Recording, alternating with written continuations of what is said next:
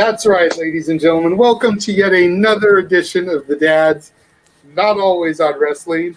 And as you could tell by Jeff's reaction, he was not expecting that. No. Christmas is coming, folks.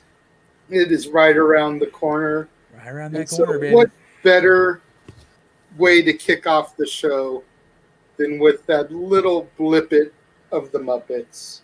Yes. We're here to discuss our top 10 favorite Christmas films, obviously. You can see Jeff's Don't Stop Believin' shirt. Never Stop Believin' in Santa. I got the official mistletoe tester. We had the Muppets telling you that Christmas is coming. There's a tree right there. I'm kind of like in the middle of. Jeff's in the middle of the fireplace. Fat of the fire as always for good old JM, you know. Top 10 Christmas movies. As I said on the Disney one, the last few shows have been probably the most subjective shows that I think we've ever done. Hashtag subjective. We had horror movies, Disney movies, and now Christmas movies. You can't find three more diverse topics to have arguments over as far as what the greatest are. And as always, subjectiveness. We're not saying these are the 10 best, the 10 greatest of all time. These are our 10 favorites. The ones that we must watch every holiday season. That's right. As this is a non-wrestling topic, I'm going to send it over to the West Coast professor, Jeff Meacham. Meacham. I don't want to get on the naughty list for Santa Claus. Take it away, Jeff. What are your top 10 Christmas films? As we know, Santa Claus helped me regain the Wrestling Trivia Championship, so he's on my good side. So there you go. It's all good stuff. All right, so as Jay said, it's subjective. It is what it is, kids. So if you disagree with something I say, by all means, throw a comment up. JJ will respond to it. So just saying. Because Jeff is too wrapped up building an empire. That's it. To respond to your guys' comments. And I work 5 days a week, 40 hours a week at Wally World. That's right. I've got time to throw a comment or two back in there. That's right, because he gets a 15 every couple hours. So there you go. So during the holiday season. During the holiday, and I have more time to respond than this man does. Well, yeah, remember, being Santa's helper is a full-time job. Also, you got to keep that in mind. Also. The hilarious part about that is that usually during my hour lunches, I'm watching some kind of wrestling pay-per-view, getting ready for our wrestling topic. I know.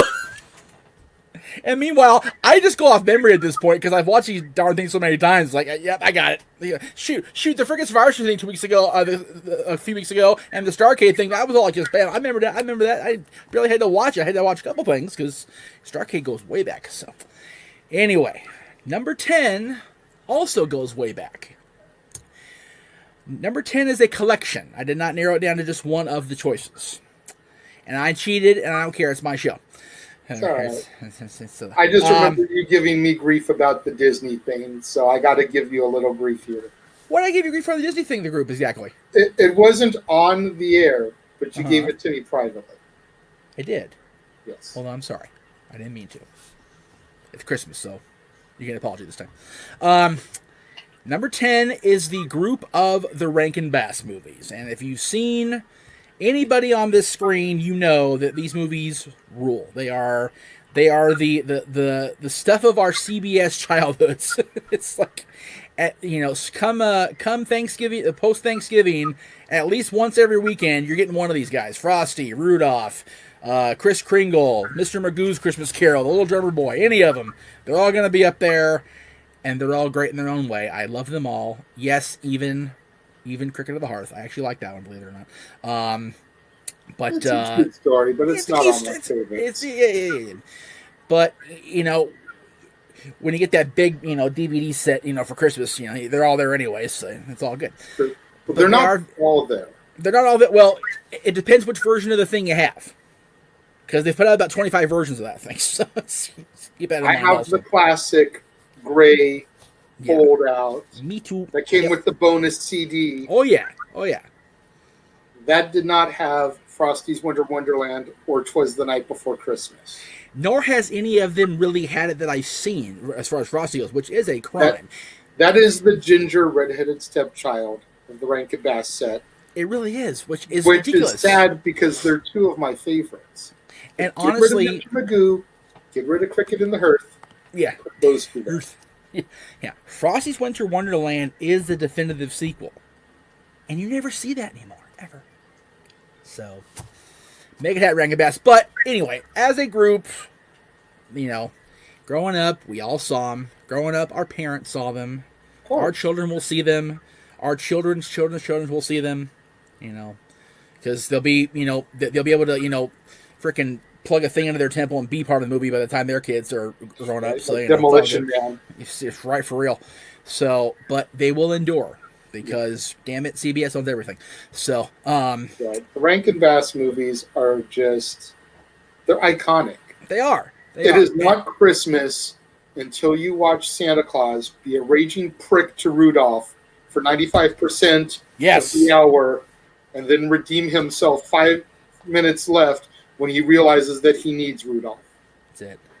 Yeah, I have never disliked Santa more than I have in that movie. It's like, jeez, man, why you gotta be a dick? Between the Rankin Bass special and Bill Goldberg's turn as Santa and Santa's sleigh, those are the two only times I can think of that you really dislike Santa. And Santa's sleigh is an honorable mention of mine, by the way. Jay, it's Christmas. It is. And you had to bring up the Jew boy, didn't you? You had to bring up freaking Goldberg. Had to bring up Goldberg on my... whatever. I could either bring up Goldberg in Santa's sleigh as an honorable mention. Okay. Or I can bring up Sid jumping off the top rope, breaking his leg again. It's your choice. I enjoy that more, so do that next time.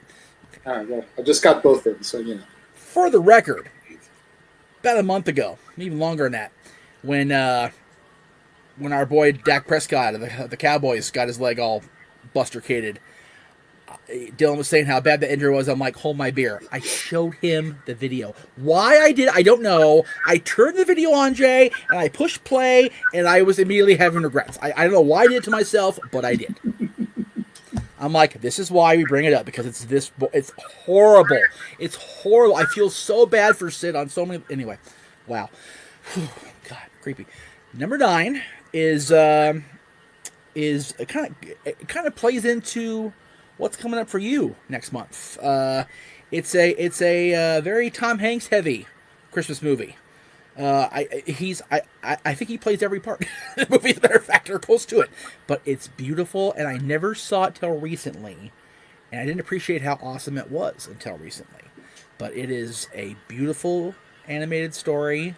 It's a classic story. It's a story of a kid that has lost the belief, and with a little help from Josh Groban in the background singing "Believe," he gets it back.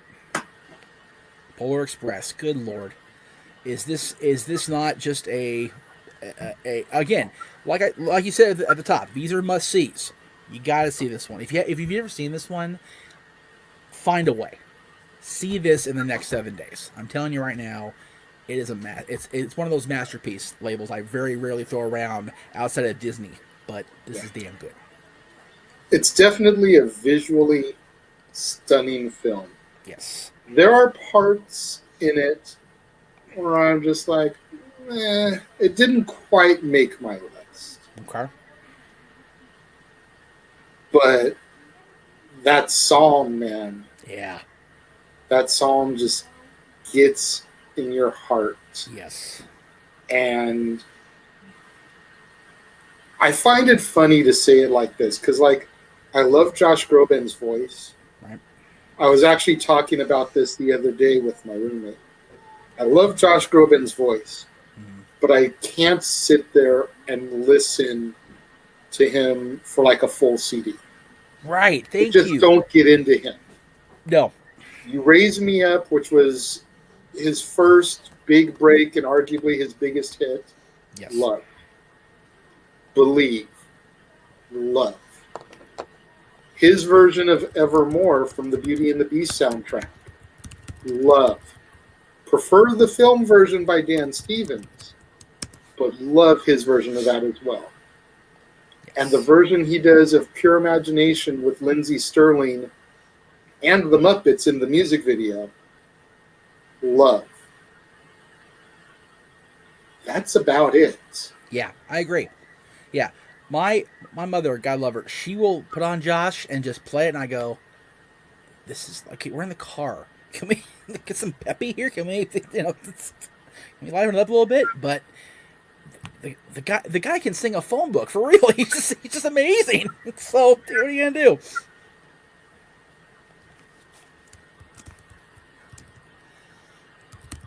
Yeah. But that song just... Yeah. It makes my Christmas CDs every year. Oh, yeah. Yep. CDs. You're so cute. You're antiquated. Oh, you know what? I still put CDs in my car. I know you do.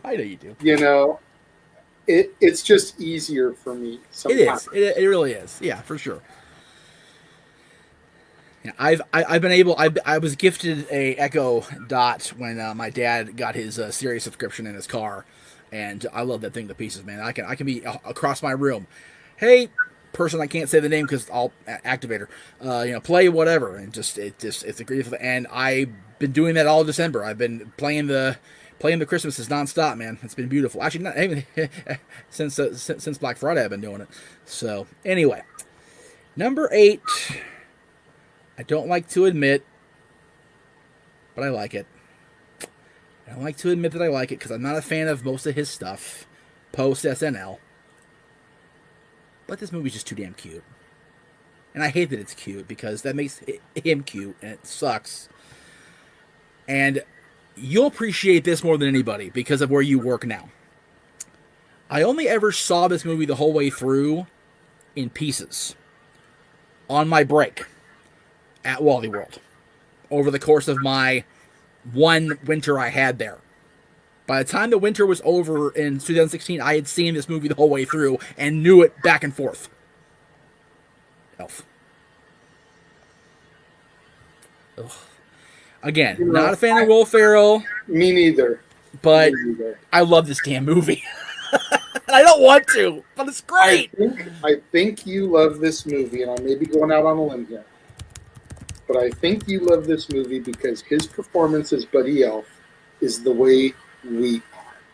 Yeah, exactly. We get that happy and yes. excited when it comes around the holiday season. I agree. Christmas for me is November 1st through December 31st. Yes. Well, and there's a lot of people that argue me on that, and that's fine. Again, subjective. Yes. Take nothing away from Thanksgiving. But the Christmas holiday season is from November 1st through December 31st, my opinion. And the way Will Ferrell as Buddy Elf acts when he's jumping up and down, Santa's coming, Santa's coming. That is the way I am in my little heart once Halloween ends. And the clock strikes midnight on November 1st. That's it. Yeah, I mean it's funny. I did my little Disney show double feature on the 30th, and then Halloween was what it was. We ain't COVID kids. But Sunday morning, the Christmas tree was lit up, Christmas music was on, and I'm Buddy the Elf for real. I just am. It's just it's crazy. But I again, yeah, I'm very much like Buddy. I love Santa. Like, dude, how often did you go with me to the parks? I was more excited to see Santa than the mouse. Like, for real. Like, I am. I love Santa Claus. So all right. The only time of year where we could actually get you to not have to go see the mouse because we'd go see Santa instead. Instead, but not. We still would go see Mickey though. Number, where are we at here? 7 is a movie I promised you all would come up later, as we did a show earlier this year on our superhero, or no, sequels, our sequel show. I promised it would be here. I delivered on my promises. Yep. Batman Returns. And I picked this shot. Yes, there's no Batman, There's no Catwoman. There's no Penguin. There's no Max Shrek. That's just Gotham Square, baby, and it looks gorgeous. Yep. It's very Tim Burton. I'm not gonna lie, but Tim Burton. This is a Tim Burton movie. But this is the only time that you can say there's a definitive time of year, time and place where one of these things takes place. I think there's a few along the line that kind of had a kind of sort of okay, maybe take place here. Batman Returns is a friggin' Christmas movie. I don't give a shit. Christmas movie. The last line that Michael Keaton speaks is "Merry Christmas to all." God bless, goodwill toward men and women. So there you go. It's a whole Tiny Tim line. So which I'm sure you'll get to later. As we both will. But it's my favorite Batman movie, and I've had a long time dancing around that. That. I go back and forth all the time on Batman movies. Mm-hmm. But this is my favorite, and it's probably because it's Christmas, honestly. Probably. That would make sense knowing you. Number 6 is a movie that, believe it or not, I think I mentioned this to you earlier this year. I saw this for the first time all the way through in the classic black and white because Disney bought Fox, and I was able to get a hold of it. We're going 34th Street. With all due respect to Richard Attenborough and Mara Wilson, this is my miracle. I'm sorry, but it is. Up until the Santa Claus came out later, which we'll get to, though. It is the definitive Santa story. Period. Agreed. It's just amazing, and it's simple, and there's no other way to say it. Like the resolution is what it is. If we can believe in this, why can't we believe in that? If our government recognizes him as such, why is he not so? And at a time where our government is crazy right now, let's be real, if the U.S. government in the 1940s recognizes this person as Santa Claus, why are we in this courtroom? Why is this happening? He is Santa. Period. And damn it, he is. Defy you to argue with me on that. It's beautiful. All right, I'm gonna move along. We're going babbling here. All right, 5, right? Yeah, 5.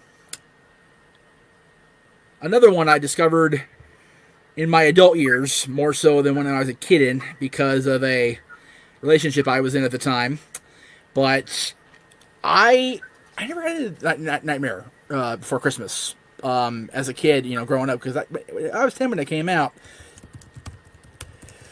But I just the animation, the technology, the stop motion, it's just amazing what they pulled off in 1993. The story is wonderful, and just it's amazing. Just I love Jack's lament about he feels he's done all he can as the Pumpkin King, and what is there more for him to do? And oh wait, there's this Christmas thing. What is this? What's this? And just it plays off so well. Oogie Boogie's a great villain. Lock, Shock, and Barrel are grossly understated in my opinion, including Paul Rubens, who was awesome in this. One of his first roles after his self-imposed exile from Pee-wee. And Santa's in it. It's great. It's a great story of stay in your lane, but it's told very well. I love it, and I love the music. And I've definitely grown to appreciate it more and more as I've gotten older. And I hope to God that next year the El Cap is open and we can see it, because I still haven't seen it there to this day, and it bugs. Because I know you have, and I really, really want to see it there, because that would be like the ultimate. Okay, I saw Nightmare at the El Cap with all the doozles and moozads. I'm good. I'm loving it. All right, where are we at here? 1, 2, 3, 4. Wow, 4 already? Yeah, I guess so. 4 is the only time you're going to see a version of this story, which surprises me because I do love this story overall. The Muppet Christmas Carol. Didn't discover it with you, but definitely love it more because of watching it with you and yours. Again, not everybody in my house likes the Muppets. I always have. I love the Muppets to pieces, but their Christmas Carol is just funnier than hell, but it's also very dramatic. Michael Caine has a hell of an arc. Huh? It's very dark. It's very dark. For a Muppet movie. Like, for a Disney-produced Muppet movie, it's dark. Like you wouldn't think it would go. It does. It's very, very dark. Like I said, Michael Caine's arc is fabulous. I do enjoy having Gonzo as Dickens and Rizzo take us as our guides. It's kind of funny. Kermit as Bob Cratchit is great. Piggy as Mrs. Cratchit is Miss Piggy. But like everybody's got a role. They managed to weave all the major Muppets into this, which is really cool. Yeah. I enjoyed that a lot. I really, really don't think Piggy. I can't believe I'm actually going to be talking about her like an actress here for a minute when she's right. a Muppet, but I don't think Piggy gets the credit she deserves as Emily Cratchit, because compared to most Piggy performances, she is very much downplayed. Right? She is not the over-the-top diva that you see her as in virtually every single other Muppet production. And I think that's because of them trying to do justice to the source material. Yes, agreed. I really enjoyed that. Yeah. Muppet Christmas Carol did not show up on my list. I do have another Muppet show. Muppet movie. Yes, you do. Muppet Christmas Carol is not on my list. But I do feel I have to mention the story since you have it on yours. Okay. I went, it had to have been a year ago now, maybe 2 years ago. The Fox Theater here in Pomona had a free showing of Muppet Christmas Carol. It was put on by a church function, and just go and concessions raised money for the church. It was just trying to get the name out there. So I went. You know, it's the Muppets. Of course. Free showing, Muppets, I'm there. Absolutely. I don't believe in ghosts or spirits. Let me just get that out there. Okay. They're doing the opening credits. And everyone's sitting in the balcony. There's no floor seating. So everyone is in the balcony. Let me just paint that picture. Okay. The credits are rolling, and it gets to the part where it's dedicated to Jim and Richard. Oh, man. Okay? Who, amongst their other many roles, Statler and Waldorf were in the balcony. Uh-huh. There were two random bursts, like cold bursts of air. Whoa. That hit right at that moment. And it almost made me wonder if their spirits, so to speak, Statler and Waldorf, were joining us in the balcony for this movie. That's crazy. Wow. Like I said, I don't believe in ghosts, never have, never will. Right. But that moment made me think.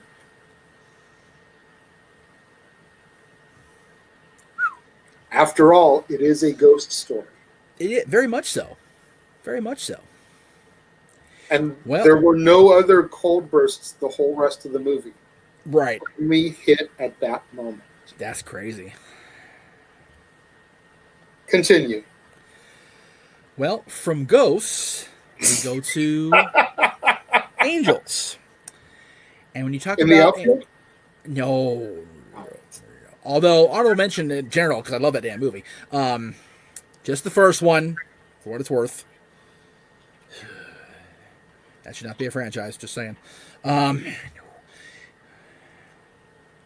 3 is a story about a guy who is just... He's done.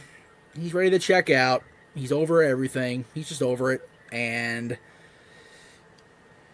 the powers that be send down a young man who's trying to earn his wings to guide Jimmy Stewart, through the doldrums and make him realize that life's a lot better with him on this physical plane. And of course, I'm talking about It's a Wonderful Life, because is there more a Christmas movie than It's a Wonderful Life? I don't think so.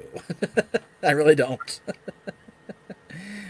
It's number 3 on my list because exactly. So, is there more a Christmas movie than It's a Wonderful Life? Apparently so, because there's 2 others on your list. On my list, yes, but that's only because I also saw It's a Wonderful Life much, much later in life than I saw my other choices. So, hasn't quite permeated into my brain like I probably should, honestly. But yeah, it's, again, there's a lot of dark. There's a lot of heavy stuff in this for a classic movie. I mean, Jimmy Stewart's in his prime here, so it's at least years ago. It's way the hell back there. So but it's timeless. They show it every year, and it never gets old. It used to be they showed it once a year on NBC without fail. Now it's like once a week come November 1st. No, that's not true. I see it quite a bit, more than I used to. So, but not as much as it used to be. No, and definitely. I'll get into that when I get into it on my list, because very good. Very good. Yeah, but I do love this movie. It's a great story. It's one of those that you're almost unsure if you should cry, because it's. But it really does tug you in the feels at the end. It's a beautiful ending for sure. All right, I'm gonna massively cheat now, so forgive me in advance. My number 2 is a pair of movies. If you ask most movie critics, movie experts, it's the same movie twice, just different settings and slightly different tweaks on the story. I love them both for different reasons. Home Alone 2, Lost in New York.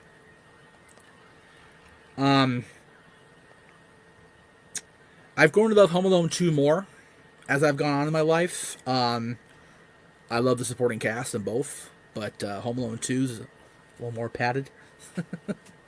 You have the great Tim Curry. You have Rob Schneider. You've got... I always forget the damn woman's name who was in Addams Family, the one that plays Margaret. Anyway, she's in that. The Bird Lady, of course, who was in Angel in the Outfield, as we mentioned earlier. I think 2 has a more heartwarming story than the first one does, for sure. But 1 also really... It really doesn't get me in the gut until the mom walks in the door and Kevin sees her, and they have that stare moment. They have that moment, and Kevin gives her a look like, "You left me here," like that solemn face, and she just, "Oh, honey, I'm so sorry," and he just runs to her and melts, and I melt. It's like, oh, okay, that's it. I can't. Damn it.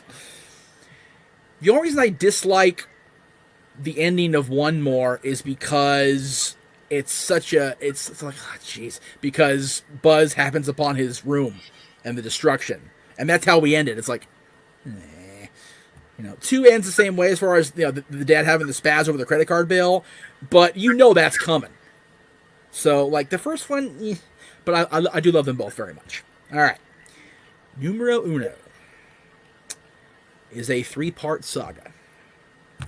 Now, you and I have gone back and forth many times over the years that 2 is weak sauce compared to 3 and 1. I won't disagree with you at all. Not one bit. But I do love 2 as well. Because I am...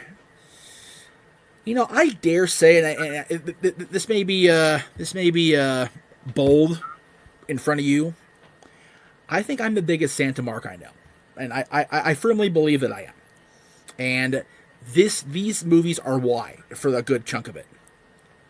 The Santa Claus, Santa Claus 2, and Santa Claus 3: The Escape Clause. For many years after I was enlightened on the reality of things, I have told kids I educate, I've told kids I babysit, I've told my kid. Well, how has Santa lived so long? Who says he did? He retired and the next guy stepped in.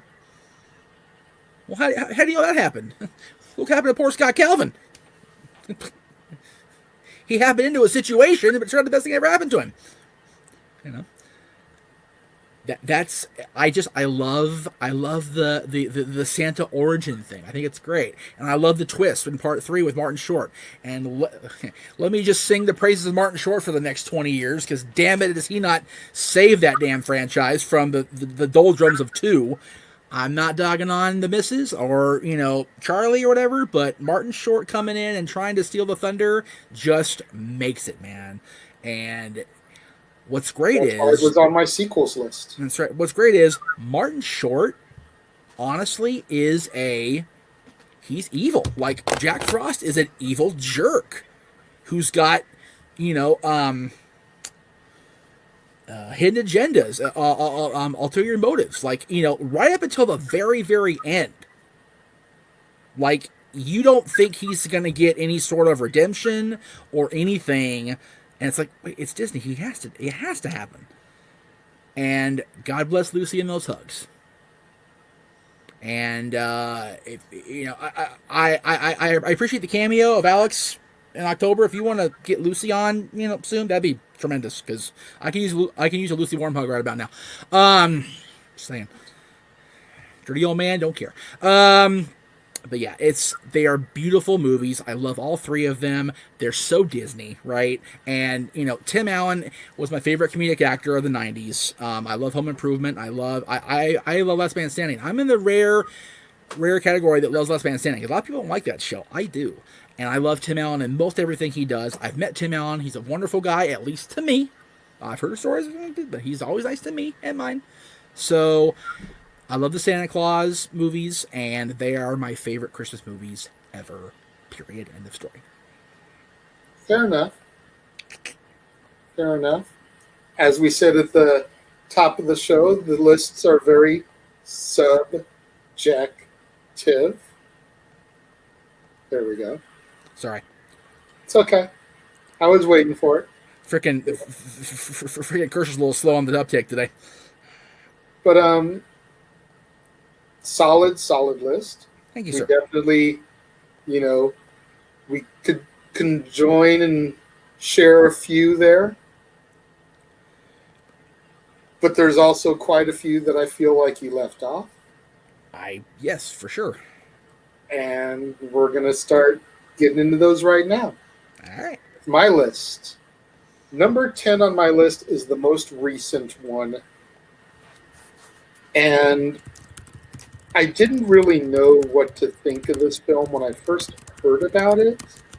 And I'd seen a few of the trailers, and I was like, it sounds interesting, but what are they going to do here? Right. 2017's The Man Who Invented Christmas. What a movie. Like, it totally knocked me on my butt. Right. The story of supposedly, the story of how Charles Dickens came up with A Christmas Carol. From everything that I've heard and read, Charles Dickens was quite the eccentric, to the point where he would create characters for his stories in his head based off of people that he encountered, and he would interact with them to get that sense of realism in his stories. So watching the inspiration for and how he comes up with the name of Scrooge and the conversations that he has with Scrooge and just all the little things that start to formulate the basis of the mythos of what we know as a Christmas Carol. So much so to the very end, and not much of a spoiler because it doesn't have to do with the Christmas Carol side of things, but the very end, we see him in a restaurant talking with, I believe it's his manager, his publisher, who just got Christmas Carol published. Mm-hmm. And the waiter of the restaurant is David Copperfield. Yep. Which sets up what could have been a sequel to spiral off how he came up with that film. So there's all other little things, kind of Easter eggs planted around the story. Oh, yeah. Dan Stevens, the same man who put on that heavy makeup to portray the Beast, in the live action Beauty and the Beast, portrays Dickens here. Just a great movie, and I highly recommend, if you've never seen it, that you try to Redbox it, see if it's on Netflix. However you can get a hold of it, give this film a chance because it was really, really good. Yes. Number 9 on my list. I mentioned I had the Muppets. Some may be shocked that it's so low, knowing my love of the Muppets. Yes, for sure. But, Jeff, you've already seen my list, so you can already attest to why it's so low. But I had to get Muppet representation in there somewhere. Absolutely. 2002's It's a Very Merry Muppet Christmas Movie. That's a mouthful. Yeah, very much so. Yes. Basically, it's the Muppets version of It's a Wonderful Life. Yes.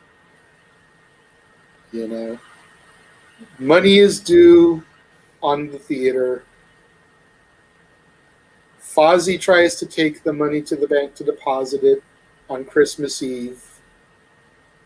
Shenanigans ensue, including Fozzie getting painted green and mistaken as the Grinch at one point.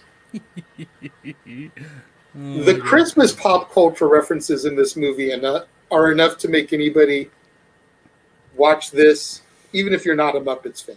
Right. Because they touch on so many Christmas pop culture references. But Fozzie gets mistaken for the Grinch at one point, loses the money at a Salvation Army Santa, makes it to the bank with a bag full of laundry instead of money because of the switch up. And the Muppets are going to lose the theater. Muppets going to lose theater. We need to do a show to save. This is 2002, not 2011, right? There's a movie there 2002. Anyway, yeah. Sounds like this would be the basis of a theatrical Muppet film 9 years later. Yeah, but I digress. Yeah. So the Muppets are on the verge of losing the theater. Kermit wonders what life would have been like if he had never been born. And for Kermit to ponder this, the ever optimist, just shows how dark this Muppet movie goes. Yes. If you thought Muppet Christmas Carol got dark, this one has almost the same level of darkness, and it's centered around Kermit. Yes. Ready to end his life and freeze to death on a bench because of what he's put his friends through. But alas, much like It's a Wonderful Life, it takes an angel, played by former WCW champion David Arquette. Go watch his documentary. Telling you, it's good stuff. Come down and show Kermit what his friend's life would have been like if he had never been born. And it's a wake-up call for him. Of course. Fozzie's a pickpocket. The Electric Mayhem are a river dance band. Scooter's a go-go dancer. Beaker's a roided-out bouncer. Robin is getting all kinds of mistreated by our lovely villain, Joan Cusack, a.k.a. Jessie, the yodeling cowgirl. Miss Piggy is a telephone performance artist doing psychic readings. And Gonzo is just in a mall trying to gather little crowds to do his shenanigans with. Like, it is abysmal. And the highlight honestly comes when Kermit realizes what effect he's had on his friends and turns Gonzo's song of negativity into a song of hope and positivity. That the colors start to become vibrant again. And Kermit realizes exactly the influence he had, and that the world would not be better if he didn't exist. Just a great retelling in a way that only the Muppets could do. Indeed. Number 8. Made for TV movie. Not the first, well, it's the first one. No, it's not the first one that's on my list because Muppet Christmas Movie was too. And it won't be the last one on my list. From 1988, A Very Brady Christmas. Hell yeah. Featuring 8 of the 9 original actors that played the Brady clan, with only Susan Olsen being absent and Jennifer Runyon, I believe is her last name, Sir. taking over the role of little Cindy Brady. Which, ironically, is a poopy because Cindy Brady, in the first part of this story, is what drives the story. Yeah. Because she's the one that asked Santa to get Mommy your voice back in the TV episode. Oh. Sorry. Which, of course, they revisit during this. Oh, yes. As they should, damn it. As they should. You know, that one TV episode, if we were doing just like top 10 Christmas episodes, that would be my number 1. Oh, for sure. For And sure. Jesus. But we're doing movies, and this one, again, pulls from some pop culture references. Obviously, you've got the Brady family. You've got the husbands and wives from the Brady's Wives spinoff. Yes. You've got Alice and Sam making a cameo appearance at the very end. You've got a nod to Miracle on 34th Street. Just an amazing reunion TV movie. And when you think that reunion events like this usually don't deliver, they deliver the nostalgia, but they don't deliver the substance. Yeah. I feel like this delivered both. You had nostalgia and substance. Yeah. And anybody my age I know grew up watching the Bradys in reruns and syndication. Yes. I know you have as well. Oh, yes. This is just a great exclamation point for the end of the Brady saga. I've never seen the movies that came in the 90s, have no desire to. Right. For me, this is where the Brady saga ends, because if I'm not mistaken, Robert Reed passed away shortly after this. Well, what happened was this: how awesome this movie was led to them getting a, for lack of a better term, dramedy called The Bradys. It was a good hybrid of both, mainly drama though, where I can't remember if Mike went into politics or some dramatic thing, and it only lasted a season, maybe 2 at most. It only made a few episodes, honestly, but it wasn't the Brady Bunch. It wasn't the same thing, so it didn't resonate. I will say this though.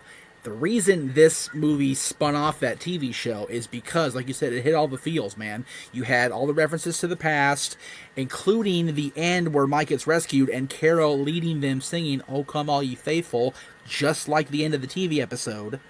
Like, it is. I dare say it's the best TV reunion movie that never went anywhere. Yeah, I will second that. And it didn't need to. No, because the Brady's already had their Christmas moment with that episode from the first season.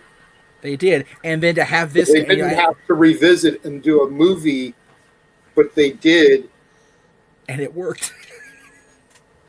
It was perfect. Yeah, like I said, this is probably the perfect TV series reunion movie / Christmas movie. And don't worry about the '90s movies. You're not missing nothing. Which brings me to my number 7. Oh yeah, number seven.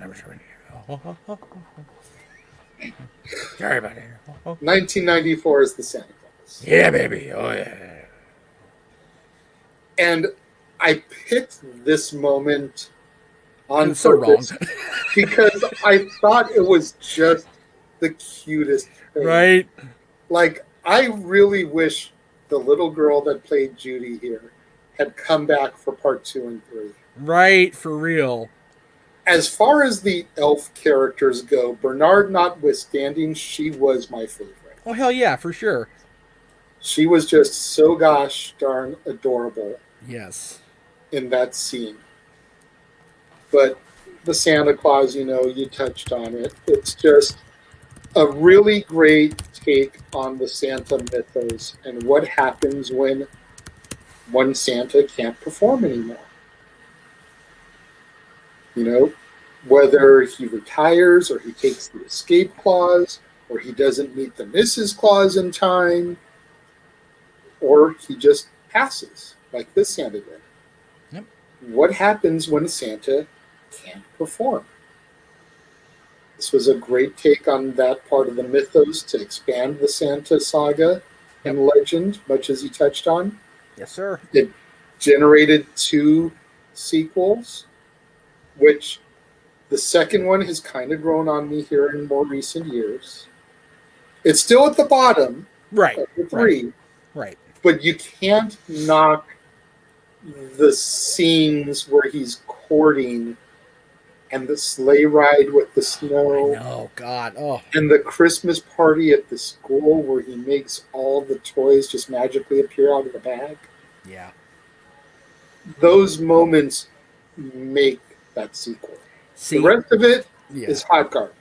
Yeah. The parts where he's those courting. 2 moments. Yeah. The parts where he's courting and the parts where he's doing the gift thing. Dude, that's some Santa swagger. I love that. That's fantastic. That's like Scott going, "Yep, I'm Santa. Yep, I did that. Yep." I love it. I love hit that grunt again because that's total. Oh yeah. Oh yeah. Okay.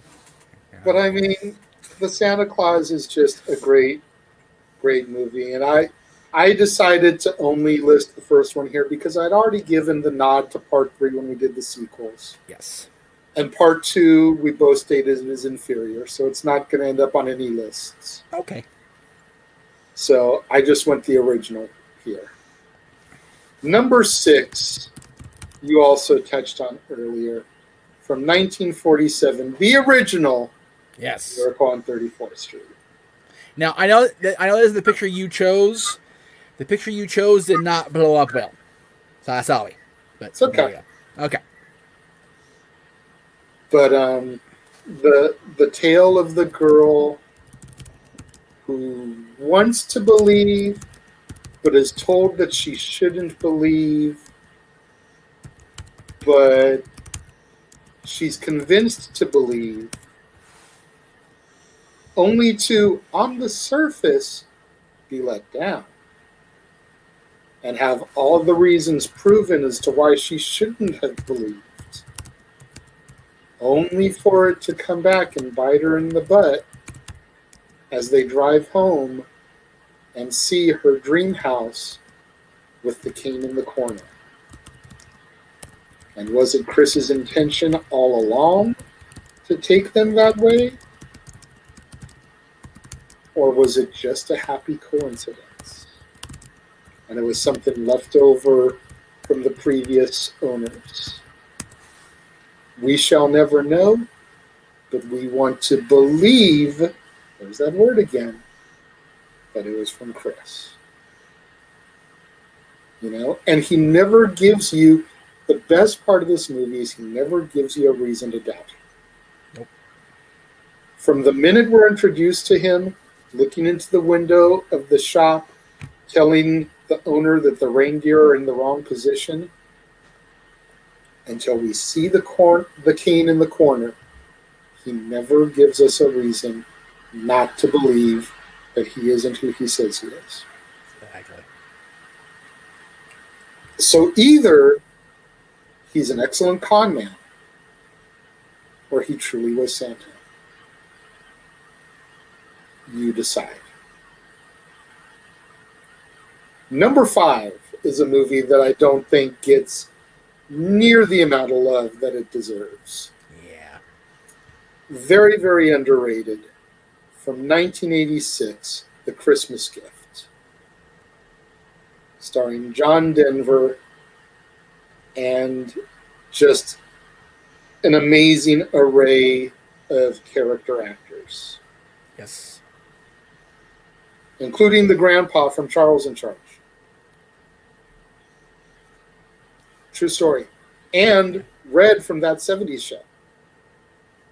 Oh, wow. The dad plays Jake, the guy that's getting evicted, that the bank is taking the house from. Wow. And it's not until John rallies the town together to save Jake's farm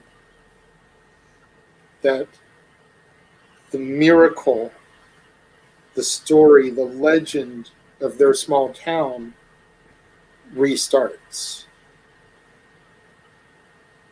Because there's a legend within their town of a man who was traveling through a storm, hungry, tired.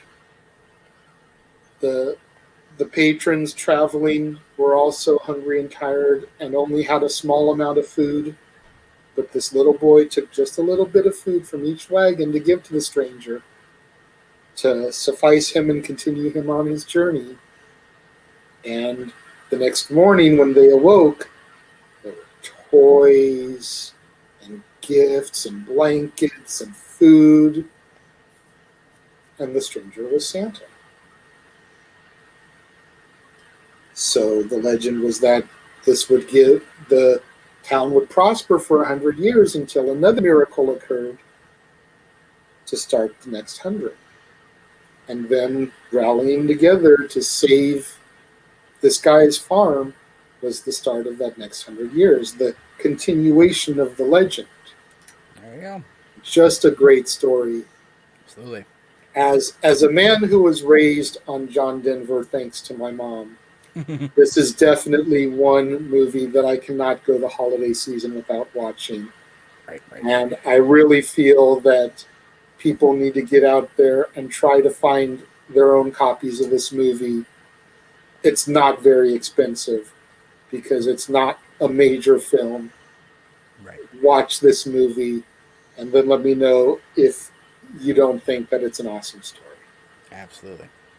Speaking of underrated awesome stories, Yes. number 4 from 1984, another made-from-TV movie that came upon the midnight clear, starring Mickey Rooney as a retired New York detective who lives now with his family and his young grandson and is always promised showing him a New York Christmas.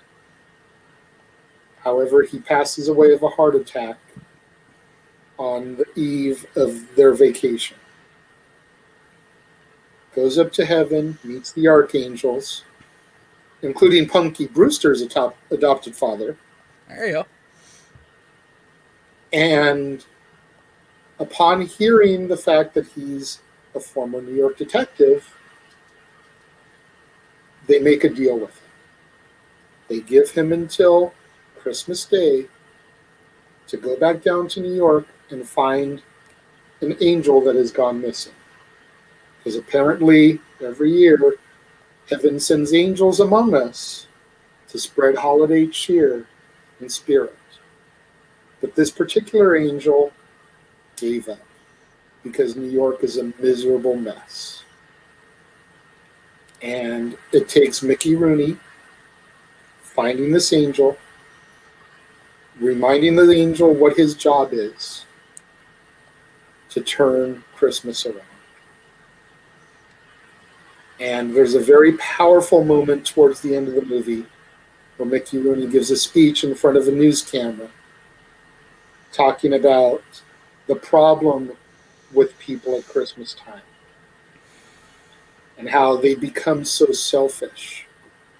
And the art of giving and spreading cheer has been lost because it's been a hard year on us. Hello, we're living in a pandemic world here, folks. If these words in this speech don't hit even more close to home this year, I don't know what will. Right. We're going to put a link to that video in the description of this video so you can check that out. But I'll go you one better. I'll go you one better. I found the whole thing on YouTube, dude.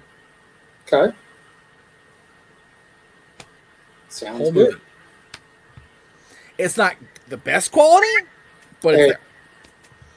But we'll at least link the speech part so people can watch that. Very good. And see what I'm talking about. It is such a powerful speech. And all it takes is a kind word to spread some joy to somebody else. And then they'll spread it, and then they'll spread it until the entire world has the spirit. There you go.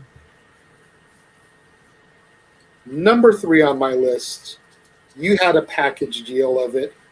I'm singling out just the sequel, Part 2, from 1992, Home Alone 2, Lost in New York.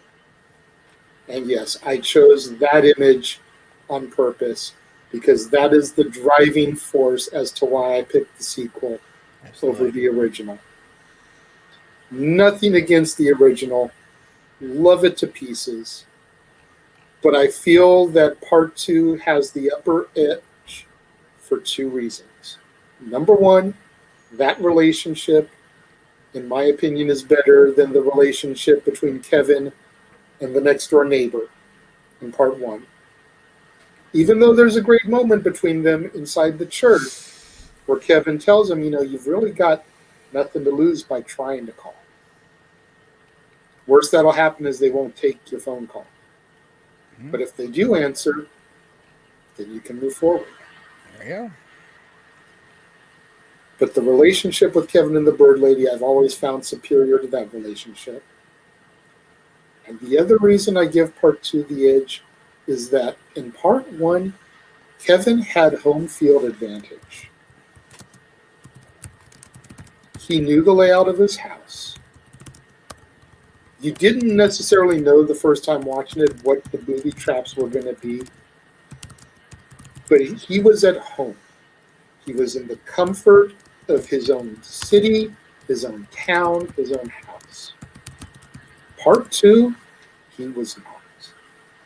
And yes, it was a family member's house that he used to set up the sticky bandits, but it wasn't his house. He had to look at blueprints to figure out point of attack. Exactly. Yes, they repeated some gags. Yes. But the fact that he did not have the comfort of his city, his town, his home, I think gives the sequel a little bit of an edge. Because while it's always good to win at home, it's even better when you can win when you're away. Oh, yeah. Then you add in the supporting cast, like you talked about. Tim Curry, Rob Schneider, Joe Pesci and Daniel Sternbach from the first movie. John Hurd as his father. Catherine O'Hara, the voice of Sally, as his mother. Just a great cast. Number 2, in my family's eyes, the definitive version of this often told Christmas story from 1938, A Christmas Carol, with Reginald Owen, Gene and Kathleen Lockhart, real-life husband and wife playing Bob and Emily Cratchit, and the list goes on and on. The Reginald Owen, for starters, is an amazing Scrooge. But he wasn't supposed to play Scrooge. It was supposed to be Lionel Barrymore,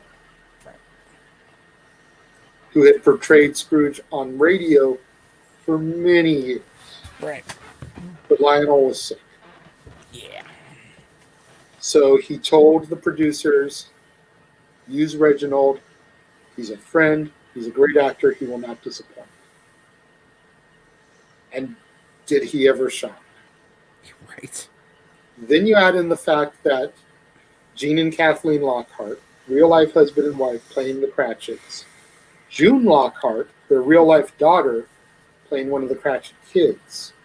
Now you've got a whole family affair, which just brings the love of the Cratchit family that much more vibrant. You know, you feel it more through the screen because it's real family portraying those characters. Just a phenomenal take on, like I said, that often told story. I mean, you've got Alistair Sim, who by most people's definition is the definitive. Right. You got George C. Scott. You've got Patrick Stewart. You've got Jim Carrey. You've got the Muppets. The list goes on and on. You've got Mickey, for Christ's sake. Right. Mickey's Christmas Carol is why I could not watch a true Christmas Carol for years.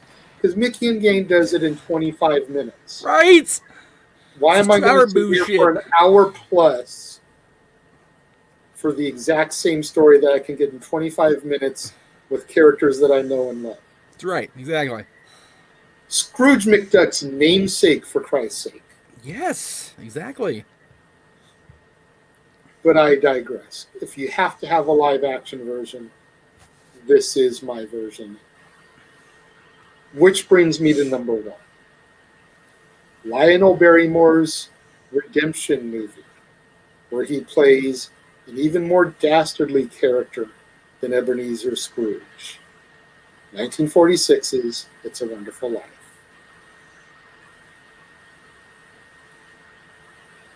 Donna Reed, Jimmy Stewart, the list goes on and on.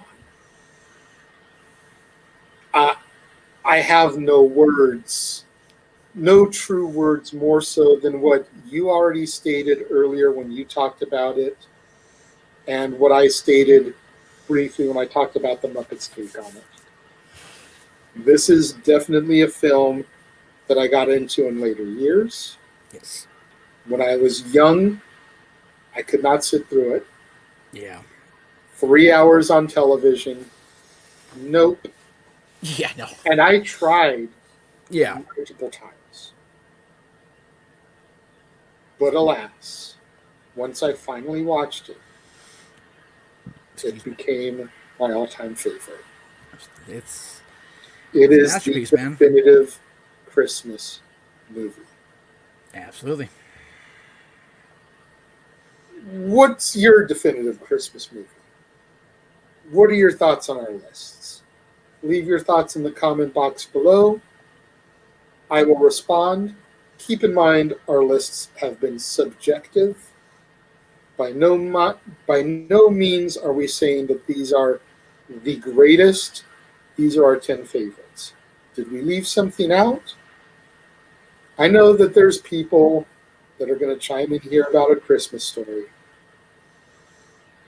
I can't get into A Christmas Story. I just can't. I've watched it start to finish more than once, and I just cannot get into that movie. True story. next Thursday, TBS does their annual, Of course. whatever. It will be the first time I'm going to sit down and watch it. Ever. You're going to have to let me know when we celebrate your 1 year. Yes. What you thought of it, because I feel it's severely overrated. I've heard that from more than one person. So I'm not. There are some people within the Casa family, Double A in particular, who swear by that movie. Right. I am trying very hard to go in there with blinders up and just try to, see it objectively. Yeah. Be trying to be objective about it, but it's again, my whole thing every year for the commercials is seeing Santa be a dick. It's like, ugh, I'm already turned off. So I'm gonna try. I'm gonna try on Thursday. I'm gonna try. And I encourage all of you on Thursday night or Friday, whenever you celebrate. Ours is Thursday because the boy's going out there yonder for Friday. So wherever you're going to be next Thursday and Friday, cherish where you are, cherish who you are with, and remember that you don't have to be blood to be family. And you don't need to have a crisis of a pandemic to realize how important those people are to you. Definitely. This has been a crazy year for all of us. It's been a crazy year for me. I mean, the next time I'm on a Friday will be the start of my second year of doing my own thing. And I did my 18 year back in October, and I can't even still process the fact that I'm my own boss finally. I'm doing my own thing. And I've got you back in the fold, and Greg and Mikey and everybody's, everything I kind of wanted to happen in that little nugget in the back of my mind 10 years ago. Everybody's together. You, Aaron, Greg, Mikey, we're all there. They're all around. I'm either part of them or they're part of me, and it's friggin' beautiful. I liken it to a Christmas miracle that somehow, some way, I've made this work, and it will continue to thrive and grow. And I'm adding your content next year, which we'll get into on the first of the year, and just it's gonna be something where I didn't expect it. I didn't even plan it. But damn it if it hasn't been rewarding. And I just, it isn't Thanksgiving show, but I feel the need to express gratitude to all of you out there watching or listening. If you're on Anchor, you're paying me, so thank you. Thank you all for this year. And again, I will get into the mushy gushy stuff, in a couple weeks. But to everybody who celebrates out there, Hanukkah's over, I think, today, if I'm remembering right. So, happy Hanukkah if you're celebrating that. Joyful Kwanzaa if you're celebrating that. Merry Christmas if you're celebrating next week. And just remember that at the end of the day, kids, we're all human beings, first and foremost. And, we all need a little Christmas cheer. So, spread the love. Definitely. And, you touched on something which kind of confused me because I haven't made the announcement yet on your channel. I know that. So I will go ahead and do that since you already kind of pre-spoiler alerted it. Well, no. All I said was you were adding. I didn't say what it was going to be. I didn't say I was going to let you have the floor on the first. But if you want to take it now, go for it. I feel like it's a good Christmas present to the family. All right, fair enough. Beginning next year, on January 11th, the 10th anniversary of the initial episode of Renegade of Wrestling, I will be relaunching Renegade's Reviews, this time as a video show instead of an audio show, on the old Casa D18 Studios channel. Occasionally, you may see this guy pop up to join me for a review. But I figure everybody at this point knows that I'm not majorly invested in wrestling. That's why we do top tens like we do, Indeed. instead of talking about the current product. Right. Although, if you really want to think about it, you've kind of sucked me into watching some of the current product because I have to watch recent things like the 2019 Survivor Series to do a top 10 on Survivor Series. So you've kind of got me watching some of the newer stuff. You still haven't got me watching Raw and SmackDown. Probably won't ever get me doing that on a weekly basis. I don't either. But I don't. movies and music have always been where my true passions have lied. Those two things have never disappeared over the years. And so I figured it would be easier to resurrect Renegades reviews and do video movie reviews. Unfortunately, the age that we live in right now doesn't allow for a lot of going to movie theaters and seeing new releases. Yeah. So a lot of the movies, at least in the beginning, are going to be classic movies. The month of January, I'm kicking off with arguably the greatest actor to come out of my generation, Tom Hanks. So from January 11th through January 31st will be nothing but Tom Hanks movies. Tackling all the greatest hits and even a few of the forgotten favorites. Spoiler alert. The episode's going to be on the Jeff Meacham Network as a league of their own with me. No, that one's not. That wasn't one of what's going on yours. That one was going on my channel. You fibbled it to me. Oh, I didn't. I did work on your... Oh, I'm mad now. We even talked about it on the pre-taped show, so don't give me that. Okay, fine. I've already begun canning episodes because with my work schedule, I want to have a bit of a catalog to have once the show starts going live daily. Oh, yeah. On the Casa D18 Studios channel. That's right.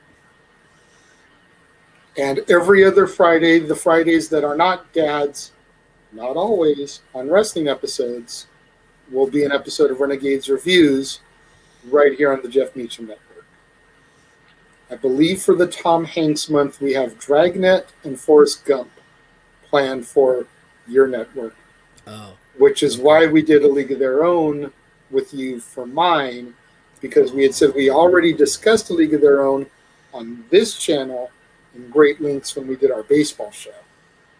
True that. Okay, you're right. So we discussed it for the episode over on my channel.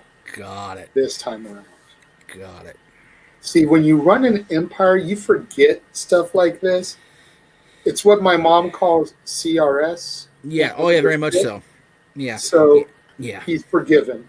Yeah. But anyways, that is the big announcement. Renegades Reviews returning to the airwaves on a daily basis, exclusively on the Casa D18 Studios channel, with shows at least twice a month popping up right here on the Jeff Meacham Network as well. There you go. So, be kind to each other. Wish each other happy holidays, Merry Christmas, whatever you celebrate. And if you're running an empire like me, for the love of God, get some sleep. In the words of Bill S. Preston, Esquire, be excellent to each other. Dude. Thank you guys for watching. Merry Christmas. We'll see you next time. Merry Christmas.